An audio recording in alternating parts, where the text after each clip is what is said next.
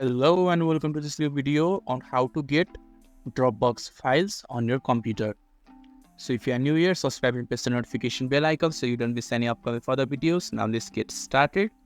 So firstly, what you need to do is download the Dropbox application.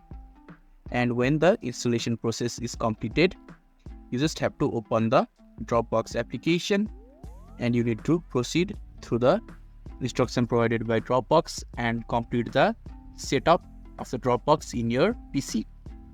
And when you have completely set up or finished the setting up of the Dropbox in your PC, you just have to go to your PC or your file explorer and you will be able to see the Dropbox folder in your file explorer.